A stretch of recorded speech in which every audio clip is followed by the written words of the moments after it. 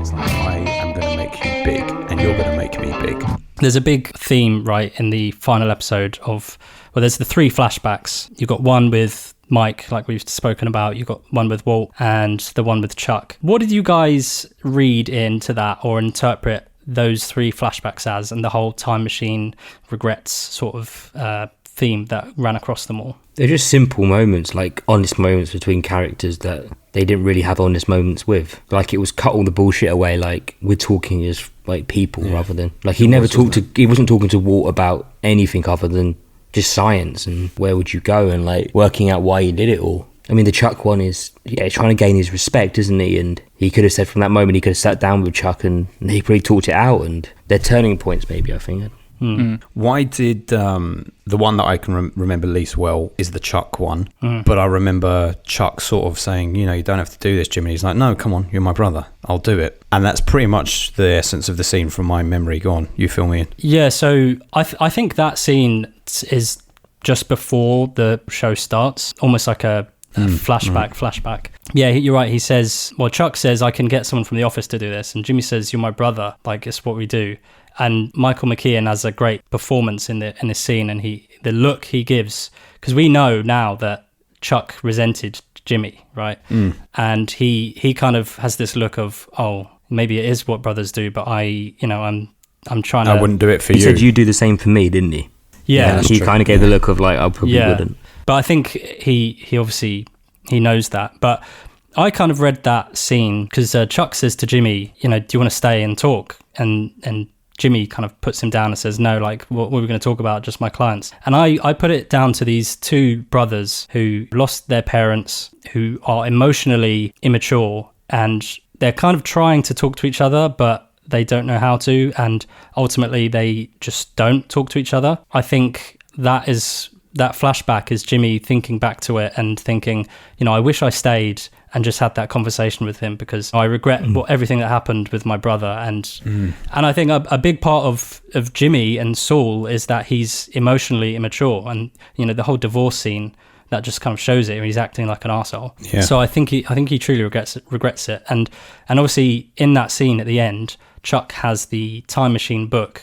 And I wonder if that's why at all these moments he keeps asking about a time machine and would you go back, is because he's thinking about that moment and thinking, I wish I could go back and talk, but he's not mature enough to admit it to Mike or to Walt. He feels like if he spoke to him in those moments, if he sat down and talked to his clients, they could have found something to talk about and rebuilt a relationship around it. What I find wonderful as well is at the back end of each character's story arc, it is always based on regret for that character, so what that means to them. And like in Breaking Bad, we had Walt where he did it for him, he has no regrets, he's literally stroking his chemistry machine at the end before he dies in Breaking Bad. Then we have El Camino where he goes back to a time with Walt sitting in the cafe where Walt says, you can go off, you can go back, you can go to university, you can change things here, and that's his big regret of he could have just gone a different path and not gone with Walt anymore. And then in this, it is, as you say, it's a regret that he could have made amends with his brother and it wouldn't have gone the way it would have gone. All of these readings are great, and that's probably the intention. But let's not forget that Chuck was still a piece of shit to Jimmy. Yeah. He really did put his foot down on him. I know. Well, this is what I mean. I think it works both ways. I think it's Jimmy regretting it, but also in that moment, I think Chuck is almost trying to extend the leaf of saying, oh, let's have a conversation. And he's trying, but he gets shut down. And I think it closes him off and he just reverts back to his insecurity of Jimmy can't be a lawyer. It's my thing. But you're right. Chuck is an arsehole as well. But they're all just flawed people, and it's all... They are. They all created Saul. It wasn't just Jimmy that created Saul. Yeah. It's all of these people along the way. They all had a hand in it. Definitely. Did you notice that at the end when he says, don't call me Saul anymore in that final court scene, he doesn't say, call me Jimmy. He says, call me James. And it's almost like a fourth identity, his fourth and final identity. He's not Jimmy anymore. He's not Saul. He's not Gene. He's James McGill, the name he was given at birth. And I guess he's trying to move on and grow up in that way. Wash himself of all of it. You can tell you're a Marvel fan. He forged the fourth identity. Yeah, exactly. A new Spider-Man, James McGill. I like that though, yeah. That's nice. So let's talk about some of the characters that come back. For me, I was so over the moon to see Bill Oakley. I was so happy. You know, the Who lawyer, is that? the lawyer that he calls. Oh, right, yeah. You know, Petty Oh, with a right. prior, that guy who's always eating and having Doritos or whatever in the courthouse. And he rings him, and you know, he's like, "Okay, this is the opportunity of a lifetime. Can you come back?" And I don't know, I just love that guy. He seems so the actor. He seems really, really lovely. Explain to me why he did come back. Is there some technicality in the US where if someone says, you're going to represent me, you have to do it? Or was it a case of, this Saul case is going to be huge, so I'm going to represent him? That, Right. Yeah. I'd say. Yeah. I'd guess that he wasn't as, like, Bill Oakley wasn't as successful as his bench ad might, be portraying, because he hasn't got that same flair as Saul, so he's probably struggling. So, and I think like Saul knows that, and that's why he says, this is the opportunity of a lifetime. He goes, boom, boom, what's that? Opportunity knocking. But a wonderful thing, I was listening to the Insider podcast that the creators run, and apparently on the first day, I think the guy's name is Peter Dyseth. He's in the first episode, and Bob Odenkirk said to Peter Gould on that day, he was like, "Oh, this guy's great. We should get him back." And so they just kept bringing him back, and to see him play. I mean, it's not a pivotal role in the final episode, but it's such a huge part of it. He's in it so much. I just thought it was so wonderful. I really, really liked it. I really enjoyed it. It was one of the funniest moments of the episode, that final one, where he does bring it in thinking like, this could make me, kind of thing, and then he gets in the courtroom where Jimmy's just going, basically revealing everything, and he's like, "Can I remove myself from this case?" yeah, that was so good. It was so funny. And then the other the other returning character, Marie, right? Did anyone see it coming? No, I didn't. And she was It was a absolutely very nice fantastic. Yeah, She was. And it was also a Marie that we never really saw in Breaking Bad, because we saw her distraught a little bit at the end. This is like a fuck you. This is like her moment to like get revenge. She was almost on that path if you let her any longer. And there's also just a good reminder of how much of a dickhead Saul really was. Like, I think you almost kind of forget after a while, because you see him as this nice guy. You see him as this lovable, like Romeo and Juliet. But it's frustrating for her as well, because even though she is angry at him, he wasn't directly involved on that day. Yes, of course, he was part of the conspiracy to cover up, but he wasn't directly involved. So it's like, you are the only way I can get justice. Someone to blame. It has to be you. And how do you think she felt in that fucking courtroom when Saul was purging himself and having his great retribution moment? It's like, well, great, that's good for you. My husband's still dead. Yeah, it was the perfect play for the story, just to give like the final nail in the coffin for us thinking, man, this we hate this guy now. Yeah, and it was just that final nail just before he redeemed himself. It's like, you can't hate him anymore at this point. And then it's like, oh man, he just redeemed it. He pulled it all back just for Kim. I know. So Skyler was part of the empire, right, that bought Bill, and she was definitely a victim, but she was, money laundering and all that sort of stuff. But Marie was completely innocent, apart from stealing spoons from houses and stuff like that. She did do that. She was innocent otherwise, and so I think it was nice to see her come back, and not Skyler. I mean, it made sense. It didn't feel forced. Would you like to see like a bit of Skyler, like Marie's relationship with Skyler? Like, do you reckon they still have something, or? God, yeah, I don't know. Presumably she knows how much Skyler was involved. I can't remember how Breaking Bad left it. Was it left so that Skyler could get away scot-free, or was it? Well, I think she would have known, because on the phone with Francesca.